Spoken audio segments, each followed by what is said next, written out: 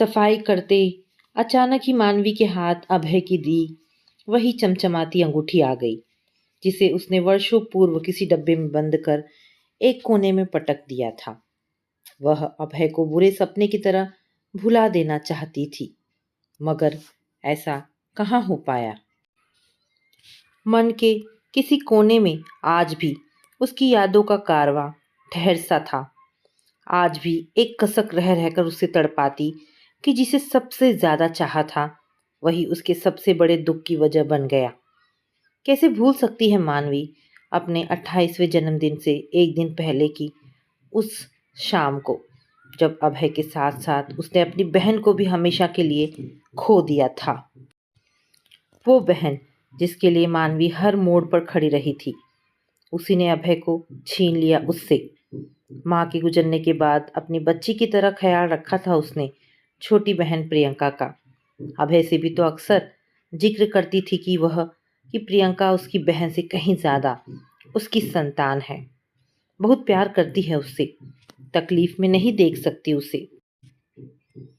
पर कब सोचा था उसने कि उसी बहन को जरिया बनाकर अभय उसे ऐसी तकलीफ देगा कि जिंदगी में संभलना तक मुश्किल हो जाएगा। एक अजीब सी कड़वाहट मानवी के मन में भर गई। हमेशा ऐसा ही होता है। अभय और प्रियंका को याद करते ही उसके जहन में पुरानी यादें ताजा हो उठती हैं। मानवी, मानवी कहाँ हो तुम? पीछे से आती विवेक की आवाज ने उसकी तंद्रा तोड़ दी। वह वर्तमान में लौट आई, वर्तमान जहां उसका पति विवेक और बेटा सौरभ बेसब्री से उसका इंतजार कर रहे थे। तुम भूल गई मानवी कि आज हमें अजय जी के यहाँ जाना है, विवेक ने कहा। अरे हाँ, मुझे याद नहीं रहा। ठीक है, मैं अभी तैयार होकर आती हूँ, कह मानवी कमरे में तैयार होने चली आई। फिर तैयार होते हुए खुद को कोसने लगी कि आज फिर क्यों उसने पुरानी यादों के साए को खुद पर हावी होने दिया। क्यों नहीं वह अभय को पूरी तरह भूल पाती है। वह अभय जिसने उसके जज्बातों की परवाह नहीं की, उसकी बहन को शिकार बनाकर चलता बना, फिर दोबारा देखा भी नहीं। वह तो विवेक था जिसकी वजह से वह स्वयं को संभाल सकी। मानवी जब भी अभय की बेवफाई याद करती, बरबसी उसके दिल में विवेक के लिए प्रेम उमड़ पड़ता। आज भी वही हुआ। उसने विवेक की पसंद की गुलाबी साड़ी पहनी, फिर उसी रंग की चूड़ियां, फुटवेयर वगैरह पहनकर जल्दी से तैयार हो गई। विवेक ने देखा तो उसके चेहरे पर एक मीठी सी मुस्कान खेल गई। तीनों बहुत दिनों बाद एक साथ बाहर जा रहे थे। रास्ते भर सौरभ की शैतानियां और विवेक की मजेदार बातों ने मानवी के मन से पुरानी यादों की कड़वाहट दूर कर दी। अजय जी के बेटे की एंगेजमेंट थी। उस जश्न के माहौल में मानवी पूरी तरह रंग गई। उसने विवेक के साथ जमकर डांस भी किया। तभी पीछे से किसी महिला ने मानवी के कंधे पर हाथ रखा। वह पलटी तो सामने खड़ी उम्रदराज औरत पर नजर पड़ते ही मानवी के चेहरे का रंग बदल गया। वह हैरान नजरों से उस औरत की तरफ देखती रह गई। वह महिला कोई और नहीं, अभय की माँ थी। पहले की तरह उनकी आंखों से वात्सल्य फूट रहा था। उन्हें सामने पाकर अचानक मानवी से कुछ कहते न बना। फिर अचानक वर्षों पुराना दबा गुस्सा लावा बनकर आंखों से फूट पड़ा। मानवी की बड़ी बड़ी आंखें आंसुओं से भर गई। वो स्वयं को रोक नहीं सकी और अभय की माँ के गले से लगकर फफक फफक कर रोने लगी। पहली दफा किसी के आगे खुलकर रो रही थी। माँ के स्नेह से भरे हाथ हौले हौले उसके कंधों को सहलाने लगे थे, मानो वे उसका सारा दर्द समझ रही हो। आखिर मानवी ने ही तो उनसे दूरी बनाई थी। सिर्फ उनसे ही नहीं, अभय से जुड़े हर शख्स, हर वस्तु और हर याद से। वह नहीं चाहती थी कि कोई उसे अभय की याद भी दिलाए, मगर आज जैसे वह उस याद में पूरी तरह डूबी जा रही थी। अचानक जैसे मानवी को होश आया। ये क्या कर रही है वह? नहीं, वह किसी के आगे कमजोर नहीं पड़ सकती, पुरानी यादों से दोबारा नहीं जुड़ सकती। फिर एक झटके से वह अलग खड़ी हो गई। सामने विवेक खड़ा उसे ही देख रहा था। आंसू छिपाती मानवी तेजी से बाथरूम की ओर बढ़ गई। विवेक अभय की माँ से बातें करने लगा। वापस घर लौटते समय मानवी रास्ते भर ना चाहते हुए भी अभय के बारे में ही सोचती रही। उसका दिल अंदर ही अंदर तड़प रहा था। जिस इंसान के लिए वह दुनिया छोड़ने को तैयार थी, उसी को जिंदगी से निकाल कर जी रही थी वह। जब दिल में जज्बा ही ना रहे तो फिर क्या फर्क पड़ता है कि कोई इंसान जिंदगी में है या नहीं। रात भर मानवी चाहकर भी उन पुरानी यादों से स्वयं को आज़ाद नहीं कर पाई। पुराने लम्हे उसकी आंखों के आगे से गुजरते रहे। कैसे अभय और वह एक दूसरे का हाथ थामे पूरी दुनिया की सैर करते, भविष्य के सुनहरे सपने देखते। अभय मितभाषी और संकोची प्रवृत्ति का इंसान था। आज तक मानवी समझ नहीं पाई कि उसने प्रियंका के साथ कब इतनी नज़दीकियां बढ़ा ली कि वह उसकी ज़िंदगी बन गई और मानवी को दूध में पड़ी मक्खी की तरह निकाल फेंका। मानवी को तो अभय पर पूरा पूरा विश्वास था। उसने तो कभी सोचा ही नहीं था कि कभी वह उसके साथ कुछ गलत करेगा या फिर उसकी दुलारी बहन प्रियंका ही ऐसा दिल तोड़ने वाला कदम उठाएगी। तब प्रियंका की ग्रेजुएशन की परीक्षा थी और मानवी ने ही अभय से कहा था कि प्रियंका को पढ़ा दिया करे, पर उसे कहाँ पता था कि वह अपने ही पैरों पर कुल्हाड़ी मार रही है। मानवी को आज भी अच्छी तरह याद है वह शाम जब प्रियंका थकी हारी और परेशान सी कॉलेज से घर लौटी थी और फिर अचानक मानवी के गले लगकर रोने लगी थी। पीछे पीछे अभय भी आया था। उसने प्रियंका को बैठने का इशारा किया और फिर मानवी से मुखातिब होते हुए बोला, मानवी, मैं तुमसे एक बात कहना चाहता हूँ। वो तो ठीक है अभय, मगर पहले प्रियंका को तो देख लूँ, ये रो क्यों रही है। मैं ही हूँ इसकी वजह। अभय मानवी के सामने आकर खड़ा हो गया। मतलब? मानवी चौंक उठी। मतलब ये कि प्रियंका मेरी वजह से रो रही है। ये क्या कह रहे हो तुम? मानवी कुछ समझ नहीं पाई। मैं जानता हूँ मानवी, तुम्हारे लिए समझना मुश्किल होगा, मगर मैं मजबूर हूँ। मैं चुप नहीं रह सकता। मैं प्रियंका से प्यार करने लगा हूँ और इसी से शादी करूँगा। क्या? तुम प्रियंका से प्यार करते हो? और मैं क्या थी? तुम्हारे मन बहलाने का जरिया? Time pass? नहीं अभय, मैं तुम्हारी इस बात पर कभी यकीन नहीं करूँगी। फिर मानवी ने तुरंत प्रियंका के पास जाकर पूछा, अभय क्या कह रहे हैं प्रियंका? ये सब क्या है? ये सब झूठ है ना प्रियंका? तू सच बता प्रियंका।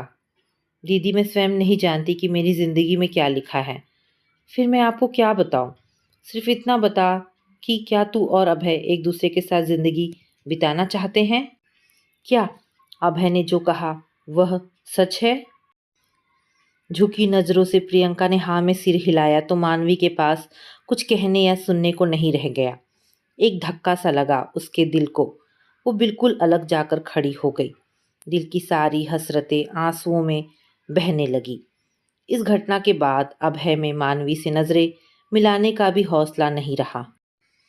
दबी जबान में जब उसने मानवी के पापा से प्रियंका के साथ शादी की इच्छा जताई तो पूरे घर में कोहराम मच गया। कहाँ तो मानवी और अभय की शादी की तैयारी थी और कहाँ मामला ही उल्ट गया। तूफान के बाद जैसे पूरे माहौल में शांति छा जाती, वैसे ही घर में नीरसता पसर गई। उधर मानवी का मन अभी भी इस हकीकत को स्वीकार नहीं कर पा रहा था। घर वालों के तैयार न होने पर अभय प्रियंका को लेकर बहुत दूर निकल गया। उसने जानबूझकर ऐसी जगह अपनी पोस्टिंग करा ली जहां जान पहचान वाले आसपास न हो। उसने अपना नया पता भी बहुत कम लोगों को दिया।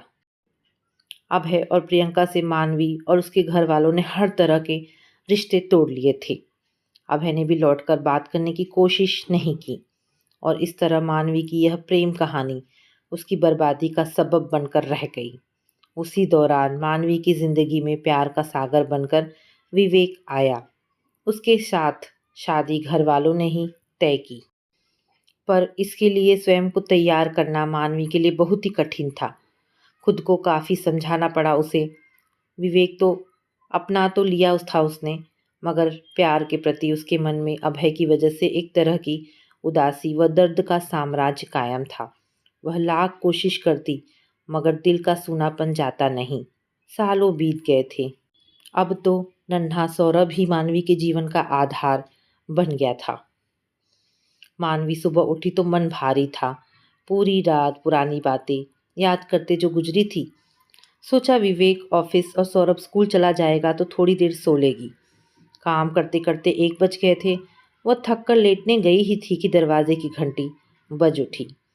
अनमने ढंग से दरवाज़ा खोला तो हैरान रह गई। सामने अभय खड़ा था, परेशान, थका हुआ, बीमार सा। एक बारगी तो मानवी उसे पहचान ही नहीं पाई। काले बालों पर अब सफ़ेदी चढ़ चुकी थी, आंखों के नीचे गहरी कालिमा और चेहरे का रंग भी फक पड़ चुका था। मानवी असहज होती हुई बोली, तुम यहाँ? तुम वापस क्यों आए हो अभय? मुझे तुमसे कोई बात नहीं करनी। ठीक है मानवी, मैं दोबारा लौट कर नहीं आऊँगा, बस ये लेटर देने आया था। कहते कहते अभय की आंखें डबडबा आई। लेटर थमाकर वह तेज कदमों से लौट गया। मानवी काफ़ी देर तक विचित्र सी खड़ी रही। जिस शख्स को वह एक पल को भी याद करना पसंद नहीं करती थी, आज वही शख्स उसके सामने खड़ा था। यूं तो वह अनजाने ही चाहती रही थी कि उसके जीवन में आंसू भरने वाला शख्स कभी खुश न रहे, मगर आज अपनी नज़रों के आगे उसकी आंखों में आंसू देखकर एक बार फिर वह तड़प क्यों रही है। 1-2 घंटे वह यूं ही परेशान सी रही। फिर न चाहते हुए भी हिम्मत करके उसने वह पत्र खोला। उसके हाथ काँप रहे थे। बहन की हैंडराइटिंग देखकर मन किया कि पत्र को चूम ले, मगर फिर पुरानी कड़वाहट जेहन में ताज़ा हो गई। अनमने ढंग से उसने पत्र पढ़ना शुरू किया था। लिखा था, दीदी, मैं आपकी क्षमा की हकदार तो नहीं हूँ, फिर भी क्षमा मांग रही हूँ। शायद जब तक यह लेटर आपके हाथों में पहुँचे तब तक मैं इस दुनिया से जा चुकी हूँ। इतने दिनों तक आपसे बहुत राज छिपाए हैं हमने, पर अब और नहीं। हकीकत बताकर चैन से अलविदा कह सकूंगी। दीदी, मैं आपके अभय से प्यार नहीं करती थी। वह तो सदा से आपके ही रहे। आपसे बेहद प्यार करते हैं। तभी आपकी प्रिय बहन की ज़िंदगी बचाने के लिए उन्होंने यह कुर्बानी दी, यानी मुझसे शादी की। दीदी, किसी लड़के ने धोखे से मेरा इस्तेमाल किया। उससे धोखा खाकर मैं पूरी तरह टूट गई थी। फिर भी हौसला रखा और सोचा कि प्रयास करूंगी कि वह शादी के लिए मान जाए। इससे पहले ही वह इस दुनिया से ही चला गया। 3-4 महीने बाद जब मुझे अपने अंदर हलचल महसूस हुई तो मैं सकते में आ गई। मेरे पेट में उस धोखेबाज का अंश था। डॉक्टर ने जांच कर बताया कि अब गर्भपात कराना जिंदगी पर भारी पड़ सकता है। उस दिन हॉस्पिटल से निकलते वक्त मैं बेतहाशा रो रही थी। संयोग से उस दिन अभय भी अपनी नियमित जांच के लिए अस्पताल आए हुए थे। मैं उस दिन पक्का जहर खा चुकी होती, मगर अभय ने आपका वास्ता देकर मुझसे सारी बात जान ली। मैं बहुत डरी हुई थी कि मेरी वजह से पापा और आपकी इज्जत धूल में मिल जाएगी। हार्ट पेशेंट पापा को कुछ हो गया तो मैं स्वयं को कभी माफ़ नहीं कर सकूंगी। मगर अभय ने दिलासा दिया कि वे मुझसे शादी कर बच्चे को अपना लेंगे। इसीलिए उन्होंने दूसरे शहर में अपना ट्रांसफ़र करा लिया, ताकि मेरी शादी से पहले गर्भवती होने की बात कोई न जान सके। मैंने सोचा था कि सब ठीक हो जाने पर आपके पास लौट आऊँगी और सब सच सच बता दूँगी, मगर अभय ने ये कहकर मुझे रोक दिया कि फिर आप शादी नहीं करोगी और अभय की खातिर अकेली रह जाओगी। आपकी शादी की खबर मिली थी हमें और हम आना भी चाहते थे, मगर मेरी तबीयत खराब रहने लगी थी। फिर आपका सामना करने की भी हिम्मत नहीं थी। प्लीज़ दीदी, अब अपनी बहन को माफ़ कर देना। मैंने आपकी ज़िंदगी से उसे दूर कर दिया जो आपकी ज़िंदगी का सब कुछ था। पर यकीन मानिए, अभय ने आज तक मुझे छुआ भी नहीं। वे आज भी केवल आपके हैं। आपकी बहन। लेटर पढ़ते पढ़ते मानवी की आंखों से आंसुओं की बरसात होने लगी। अब तक दग्ध पड़ा उसका मन अभय के प्रेम की छाँव महसूस कर शीतल हो गया था, पर प्रियंका का दर्द आंखों से आंसुओं के सैलाब के रूप में उमड़ पड़ा था। मानवी बदहवास सी गेट की तरफ भागी कि शायद अभय बाहर रुका हो, पर अभय जो जा चुका था। मानवी अचानक फूट फूट कर रोने लगी। उसका पता भी तो नहीं था कहाँ गया होगा वह। आकर बिस्तर पर औंधे मुंह लेट गई। पुरानी बातें सोचती सोचती नींद के आगोश में चली गई। फिर जब होश आया तो देखा विवेक ऑफिस से आ चुका था और स्वयं चाय बना रहा था। मानवी को खुद में ग्लानि महसूस हुई कि उसे कैसे विवेक के आने का आभास भी नहीं हुआ। वह हड़बड़ाकर उठने लगी कि चक्कर आने लगा, फिर बिस्तर पर लेट गई। तभी चाय लेकर विवेक आ गया। मानवी के लिए भी चाय बनाई थी। चाय देते हुए बोला, जल्दी तैयार हो जाओ मानवी, हमें चलना है। मानवी ने उदास नज़रों से देखते हुए कहा, नहीं मैं कहीं नहीं जा सकती, प्लीज़ आप चले जाओ। नहीं मानवी, तुम्हें चलना होगा। विवेक के स्वर में दबाव था। मानवी सोच रही थी कैसे मना करूं विवेक को और क्या कहकर। पता नहीं वो क्या सोचेगा। फिर बिना मन के भी मानवी को भी विवेक के साथ जाने को तैयार होना पड़ा। बड़े बेमन से कार में बैठ गई। कार सीधी एक अस्पताल के आगे जाकर रुकी। प्रश्नवाचक नजरों से मानवी ने पति की ओर देखा। जाओ मानवी, अपनी बहन से मिल लो। विवेक का गंभीर स्वर गूंजा तो मानवी चौंक उठी। क्या सचमुच विवेक? और फिर फूट फूट कर रो पड़ी। विवेक ने सहारा देते हुए कहा, कुछ सोचो या बोलो मत, बस जल्दी चलो, समय कम है। प्रियंका के पास मानवी और विवेक लगभग दौड़ते हुए अंदर पहुंचे। प्रियंका बेड पर पड़ी जिंदगी और मौत के बीच जूझ रही थी। दरअसल सालों जिस अपराध बोध का बोझ लिए वह जीती रही थी, वह दर्द आज कैंसर बनकर उसकी जिंदगी पर हावी हो गया था। मानवी का स्वर गले में ही रह गया, पर उसके हाथों का स्पर्श पाते ही प्रियंका ने आंखें खोली। मानवी को देखते ही दीदी कह उसकी आंखें बरस पड़ी। मुझे माफ कर दो दीदी, मैं आपकी कसूरवार हूँ। नहीं प्रियंका, तू कुछ ना बोल, तेरा कोई दोष नहीं, जो होना था वही हुआ। इसके लिए स्वयं को दोष क्यों दे रही है? अब मैं अच्छी नहीं हो सकती दीदी, तुम्हारे लिए ही सांसें अटकी थी। बस एक बार अभय जी को माफ कर दो। कहते उसने अभय का हाथ पकड़ उसके हाथों में दे दिया। अभय की आंखों से आंसू बहने लगे। मानवी रुंधे गले से बोली, प्रियंका, अभय ने तो कोई गलती की ही नहीं, उसने तो कुर्बानी दी है। मैं माफी देने वाली कौन होती हूँ? मानवी की बात सुनकर प्रियंका का चेहरा खिल उठा, जैसे वह एक गहरे अपराध बोझ से आज़ाद हो गई हो। बहुत देर तक मानवी प्रियंका का हाथ पकड़े सुबकती रही। डॉक्टरों ने जवाब दे दिया था। उस रात मानवी प्रियंका के पास ही रुकना चाहती थी, पर विवेक के कहने पर घर चलने को तैयार हो गई। रास्ते भर मानवी सोचती रही कि वर्षों बाद अपनी प्यारी बहन को गले लगाकर कितना सुकून मिला था उसे। फिर अभय का निश्चल प्रेम महसूस कर उसका दिल फिर से अभय की ओर झुकने लगा। आज उसे किसी से कोई शिकवा शिकायत नहीं थी, सिर्फ प्यार था अभय के लिए, प्रियंका के लिए।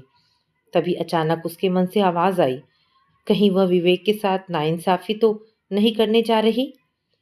विवेक, तुम्हें कैसे पता चला कि प्रियंका यहाँ है? मानवी ने पूछा। विवेक ने गंभीर स्वर में कहा, तुम रोती रोती सो गई थी तो मैं घर में दाखिल हुआ था। मैंने लेटर पढ़ा और सारी सच्चाई समझ गया। मैं सोच रहा था कि प्रियंका से तुम्हें कैसे मिलाऊं। तभी मुझे अभय की माँ का ख्याल आया। जब पार्टी में वे तुमसे मिली थी तो मैंने वहाँ उनसे फ़ोन नंबर ले लिया था। आज आंटी को फ़ोन करके ही मुझे जानकारी मिली कि प्रियंका यहाँ एडमिट है। तभी मैंने। मानवी विवेक के कंधे पर सिर रखती हुई बोली, आपका शुक्रिया कैसे अदा करूं? मेरा नहीं, अभय का शुक्रिया अदा करो मानवी। यदि प्रियंका को कुछ हो जाता है तो मुझे लगता है तुम्हें अभय को अपने घर या हमारे बगल के घर में रहने के लिए मना लेना चाहिए, ताकि तुम अभय को बिल्कुल अकेला होने से बचा सको। फिर प्रियंका के बच्चे को भी तो तुम्हारा साथ मिल जाएगा। अपने पति के सुलझे विचार जानकर मानवी का मन और भी हल्का हो गया। वह निश्चिंत होकर विवेक के कंधे पर सिर रखकर सो गई, क्योंकि अब वह अभय के प्रति अपने कर्तव्य बिना किसी हिचकिचाहट निभा सकेगी। विवेक उसके रिश्ते को पूरी अहमियत जो दे रहा था, शायद वह अभय के साथ अपने रिश्ते को जितने बेहतर ढंग से नहीं समझ सकी, उससे कहीं अधिक विवेक ने उन दोनों को समझा। दोस्तों, हमारी आज की दूसरी कहानी है विवशता। पोस्टमैन बड़ी देर से दरवाजे की घंटी बजा रहा था। शायद सुषमा कहीं व्यस्त थी। घंटी की आवाज़ सुन दौड़कर दरवाज़ा खोला। कोई चिट्ठी थी गुलाबी लिफाफे में। धड़कते दिल से लिफाफा खोला। पता नहीं किसकी है। आजकल ईमेल के ज़माने में किसने लिखी चिट्ठी? जानी पहचानी यादों की धुंध में लिपटे मोतियों से अक्षर। अदृश्य दीवारें हटने लगी। एक चेहरा उभरने लगा यादों में। नेहा, वो गोल मटोल भोला भाला सांवला सौंदर्य मानो मुस्कुरा उठा। कैसी हो मौसी? मुझे भुला दिया ना? यादों के खजाने में दफन मेरी यादों को मुक्त करके मुस्कुराओ ना मौसी। आ रही हूँ आपके पास, अपनी माँ के पास। 18 को मेरी शादी है, आपके ही घर से। समय कम है, बस तैयारियों में व्यस्त हो जाओ। मिलूंगी जल्दी ही।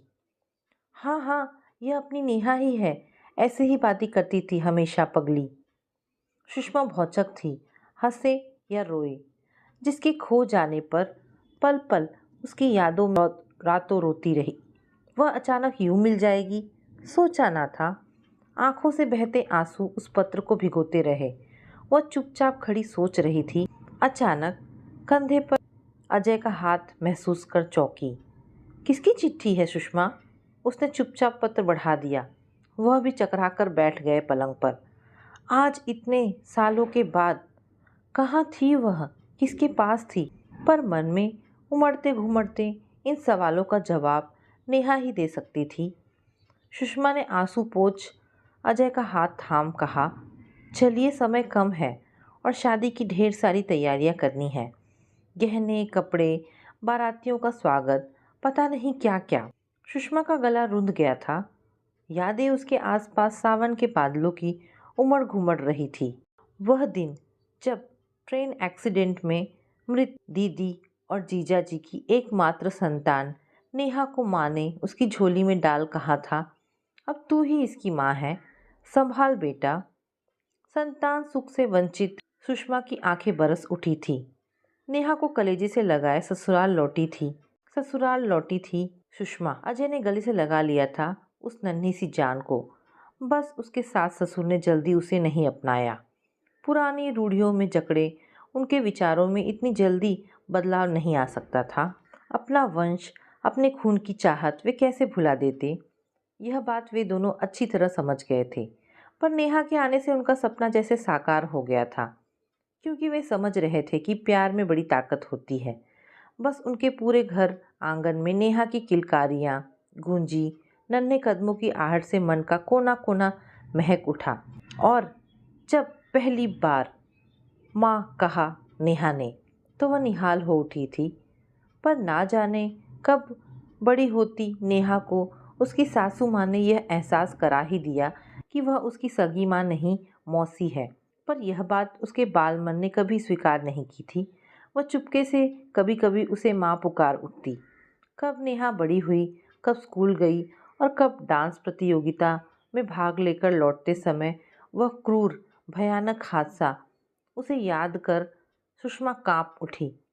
सहेलियों संग हंसती खेलती नेहा जब उनसे अलग होकर गली के मोड़ पर पहुंची, तो अचानक शराब पिए झूमते झामते कुछ सिरफिरों की टोली ने उसे घेर लिया। वह अकेली डरकर चीखती चिल्लाती अपना बचाव करती रही। उन भेड़ियों से वे बलिष्ठ थे और उस पर भारी पड़ रहे थे। वह छोटी सी बच्ची सिहनी की तरह उनका सामना करती रही। अपना भारी बस्ता पूरी ताकत से घुमाती रही। दांतों से काटा। अंततः एक बड़ा पत्थर उठाकर उनमें से एक के सिर पर दे मारा। उस 12 वर्षीय किशोरी के अंतर्मन में उस हादसे ने गहरी जड़ें जमा ली थी। सुषमा की गोद में रोते सिसकते रात भर कांपती रही नेहा। ईश्वर ने उसके साहस को नमन कर उसे सुरक्षित बचा तो लिया था, पर उसके कोमल मन ने जो घाव खाए थे वे ही नहीं भर पा रहे थे। उसकी सासू माँ कुछ भी अघटित न होने पर भी वे उसे ही दोषी मान रही थी। कितने लांछन, कितने आरोप। वह बच्ची थी, क्या जानती थी दुनिया के प्रपंच की बातें। वह घुट रही थी मन ही मन। कई रातों तक सोई नहीं थी, न कुछ पीती। वह चंचल मैना चहकना ही भूल गई थी। सासू माँ उसे झूठी, मक्कार, ना जाने क्या क्या कहती रहती और वह चुपचाप अपनी नम आंखों से उन्हें देखती रहती। अजय भी माँ से कुछ नहीं बोल पाते थे। बूढ़ी हैं, पुरानी विचारधारा की हैं, एक दिन सब ठीक हो जाएगा। पर वह दिन कभी नहीं आया और एक रात घर से कहीं चली गई नेहा। सुषमा तो जैसे पागल हो गई थी। अजय रात भर खोजते रहे उसे, पर नेहा तो जैसे पटल में समा गई थी। सुषमा के जीवन की शून्यता पूर्ण नहीं हो पाई थी। वह उसके दीदी की भी एकमात्र संतान, उनकी आखिरी निशानी थी। वह उसके दीदी जीजा की एकमात्र संतान, उनकी आखिरी निशानी थी। उसकी ममता एक बार पुनः पराजित हो गई थी। बाद के वर्षों में सासू माँ नहीं रहीं, फिर ससुर जी, और वे दोनों अकेले रह गए थे। धीरे धीरे अकेलेपन की आदत पड़ गई थी और नेहा की यादें धुंध में कहीं खो गई। गैस पर दूध उबलने रखा था। गर्म चाय से उसका हाथ जलते ही वह घबराकर अपनी तंद्रा से लौट आई। आंसू पोंछ शीघ्रता से कार्य निपटाया। शाम को खरीदारी की लिस्ट तैयार करने बैठ गई। अचानक सुषमा एक उमंग उत्साह से भर उठी। उसकी बेटी की शादी है। कौन सा रंग उस पर फबेगा, कैसे गहने खरीदे, कैसी दिखती होगी वह, क्या उस पर लाल रंग अब भी खिलता होगा। वह मुस्कुरा उठी। विवाह से ठीक 2 दिन पहले नेहा आ गई थी। सुबह सुबह बड़ी सी काले रंग की गाड़ी का दरवाज़ा ड्राइवर ने सैल्यूट देकर खोला।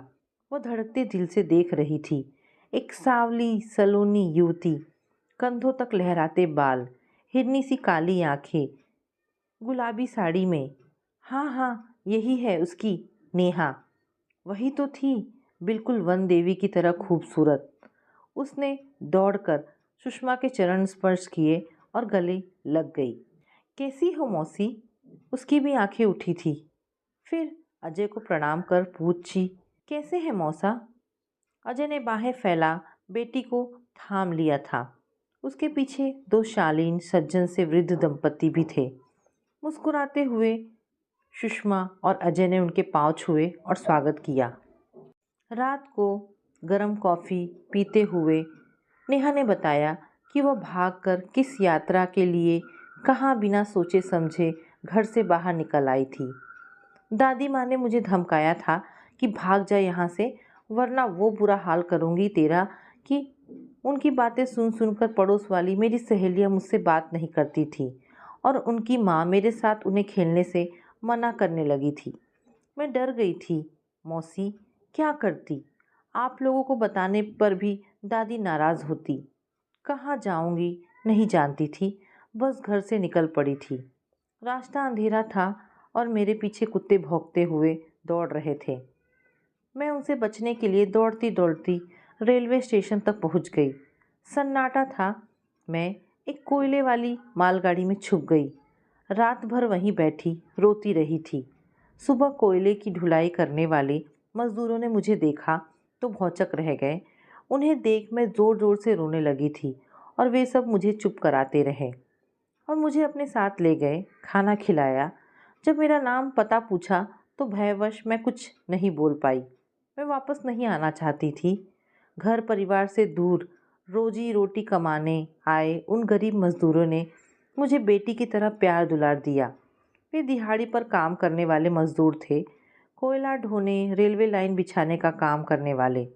मैं उनके साथ बहुत दिनों तक रही, पर जब उनका काम ख़त्म हो गया तब उन्होंने मुझसे फिर पूछा, बेटी अपने घर जाओगी? पता मालूम हो तो हमें बताओ, हम तुम्हें वहाँ पहुँचा देंगे। पर मेरी चुप्पी से वे विवश थे। मैं तो केवल कानपुर का नाम जानती थी, पर घर कहाँ है याद नहीं था।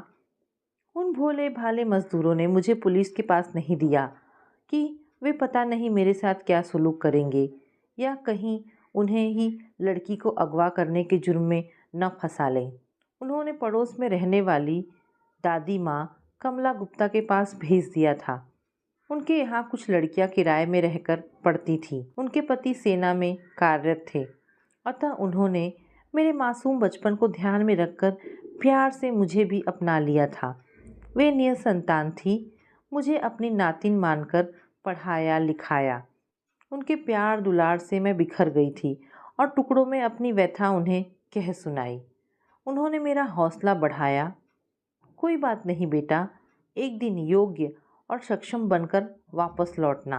आज मैं प्रशासनिक सेवा में हूँ। मौसी माँ, राजेश मौसी माँ, निखिल मेरा बैचमेट है और दादी माँ का रिश्तेदार भी। मेरा विवाह मेरे ही सहकर्मी और मेरी पसंद है। 18 तारीख को वे बारात लेकर आएंगे। मेरी किस्मत अच्छी थी मौसी कि मुझे अच्छे लोग मिले, पर मैंने अपने जैसी हज़ारों लड़कियों को भटकते देखा है। अब मैं उनके लिए कुछ बड़ा काम करूँगी। मैं उनकी पीड़ा समझती हूँ। अगर माँ बाप अपने बच्चों को समझते तो इतनी लड़कियाँ आज सड़कों पर नहीं भटकती ना मौसी माँ। इस दौर में मैंने यह भी सीखा मौसी कि सभी पुलिस वाले भी अविश्वसनीय नहीं होते। मुझे उन लोगों ने बहुत प्यार व सम्मान दिया है और आप लोगों को खोजने की बहुत कोशिश की, पर आप नहीं मिले। फिर जब आपका पता चला तो आपसे मिलवाने में एक पल की देरी भी नहीं की कि कन्यादान का हक तो आपका ही है। फिर प्यार से सुषमा की गोद में सिमट बिलक उठी। मुझे माफ़ कर दो मौसी माँ। नेहा की बातों पर अविश्वास करने का तो प्रश्न ही नहीं उठता था। उसकी सच्चाई उसके आंसू बयां कर रहे थे। सुषमा को अपनी बेटी पर पूरा विश्वास था। काश वह किसी की परवाह नहीं करती और अपनी बेटी के हक के लिए माँ से, समाज से लड़ जाती तो ऐसा नहीं होता। सुषमा सोच रही थी, विकृत रूढ़ियों और अपरिपक्व सोच वाली एक बुजुर्ग महिला ने उसे सड़कों पर भटकने के लिए विवश किया तो एक परिपक्व मानसिकता सुलझे सोच वाली कमला जी ने उसे जिंदगी दी। वह भाव विह्वल हो उठी। उसने वहीं बैठी कमला जी के आगे दोनों हाथ जोड़ दिए। उन्होंने सुषमा को सहारा दिया। सारा सवाल तो इसी सोच का है। हमें समाज के साथ बदलना ही होगा। हम अपने बच्चों पर अविश्वास करके ही उन्हें मौत की ओर ढकेलते हैं। रोती हुई नेहा को बाहों में समेटे सुषमा बहुत खुश थी। वह सोचने लगी, आज वर्षों बाद बसंत लौट आया है। जीवन में अनेक पतझड़ के थपेड़े सहने के बाद लौट आया है उसका बसंत। अब इसकी कोमल पंखुड़ियों को मुरझाने से बचाना ही होगा। तो दोस्तों, ये पारिवारिक कहानी यहाँ पर समाप्त होती है। आशा करती हूँ कहानी पसंद आई होगी। अगर कहानी पसंद आई है तो प्लीज़ इसे लाइक एंड शेयर करें। दोस्तों, ऐसी ढेरों पारिवारिक और शिक्षाप्रद कहानी सुनने के लिए मेरे चैनल को प्लीज़ सब्सक्राइब करें। धन्यवाद दोस्तों।